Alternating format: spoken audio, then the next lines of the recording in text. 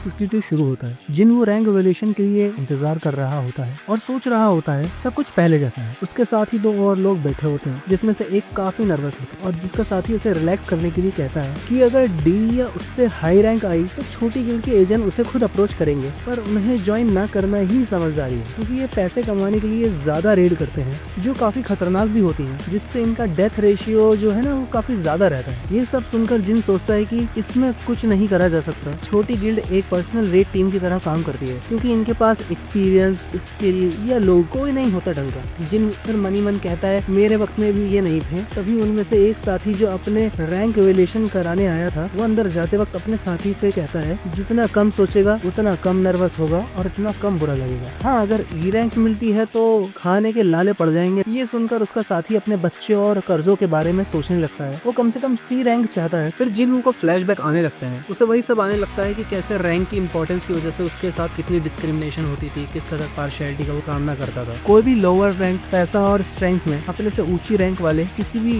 Hunter से मुकाबला नहीं कर सकता। अब उन जो 2 साथियों में से एक पहला बंदा अंदर गया था ना, वो अपने ऊपर ई रैंक का थप्पा लगाकर बाहर आ जाता है, जिसे देख उसका साथी और फटी में आ जाता है और जिनू से पहले जाने का कहता है। अब जिनू की रीएवोल्यूशन में दिक्कत आती है। डिक्टेटर बार बार उसे एरर शो कर रहा होता है। फिर असिस्टेंट जंग आकर देखता है ये वही है ना डबल डंजन वाला, जिसकी रैंक इंस्पेक्टर किम ने भी चेक की थी 3 महीने पहले, तब ई रैंक थी। अब वो मशीन के पास आता है और शॉक हो जाता है कि ये एरर मशीन की खराबी से नहीं हो रहा, ये एरर इसलिए हो रहा है कि डिटेक्टर जिनू की पावर मेजर ही नहीं कर पा रहा। और ये सुनकर 2 ही जने होते हैं, दोनों शॉक में आ जाते हैं। अब सीन शिफ्ट होता है बाहर की तरफ, जहाँ पर हंटर गिल्ड के गिल्ड मास्टर चॉय और इंस्पेक्टर जिन चुल रिसेंट रेड गेट इंसिडेंट और डोंगसू के वहाँ मौजूदगी डिस्कस कर रहे होते हैं कि कहीं होंग डोंगसू तो किसी तरीके से रेड गेट इंसिडेंट से जुड़ा नहीं। जिन कहता है मैं डोंगसू के साथ ही था, मैं एयरपोर्ट से लेके पूरे वक्त तक जब तक वो कोरिया में था मैं उसके साथ ही था। रेड गेट क्लियर करने में डोंगसू ने किसी तरीके की मदद नहीं करी। चॉय पूछता है तो फिर बताओ ना किसने करी। जिन चुल कहता है गेट क्लियर होते वक्त मैं वहाँ नहीं था। चॉय कहता है मैं समझता हूँ कि तुम बिना कंफर्मेशन के कुछ नहीं बोलोगे, काफी प्रोफेशनल हो, बट इससे ज्यादा मुझे जेजू आइलैंड की एंड म्यूटेशन की खबर में इंटरेस्ट है। जिन चुल कहता है हमें सिर्फ लाश मिली है, वो खुद उड़कर आई है, ये कंफर्मेशन अभी तक नहीं मिली है और हालात बेकाबू होने से पहले ही गिल्ड्स को अलर्ट कर दिया जाएगा। चॉय कहता है हमारी तरफ से पूरा सपोर्ट करा जाएगा। ये दोनों एवोल्यूशन सेंटर के बाहर ही वहीं खड़े होकर ये सब बात कर रहे होते हैं। चॉय को महसूस होता है कि बिल्डिंग में अचानक से कोई हलचल हुई है, शोर मच रहा है। जिनचुल कहता है मुझे तो कुछ सुनाई नहीं दे रहा, पर मैं देख कर आता हूँ, शायद कोई नया हंटर अपनी रैंक की खुशी मना रहा है। चॉय देखता है और कहता है मैं भी चलूंगा। जिनचुल उसके लहजे से भूल जाता है कि ये कितना ताकतवर आदमी है। जिनचुल समझ जाता है इसने जरूर कुछ सेंस करा होगा। सीन दोबारा शिफ्ट होता है अंदर की तरफ, जहाँ असिस्टेंट बोलता है जिनू सर आप 3 दिन बाद आना, तब तक मैं और अच्छे डिटेक्टर अरेंज कर लूंगा। बाहर सबको ये बात कंफर्म हो जाती है कि यही है कोरिया का next 10th S rank Hunter, क्योंकि आज से 2 साल पहले चाहे इन भी अपनी इवोल्यूशन के लिए आई थी तो तब भी डिटेक्टर उनकी पावर डिटेक्ट नहीं कर पा रहा था। सेम यही जिनू के साथ भी हो रहा है। अब जितने एजेंट बाहर खड़े होते हैं कोई भी बात करने की हिम्मत नहीं कर पा रहा होता है। भी पूरा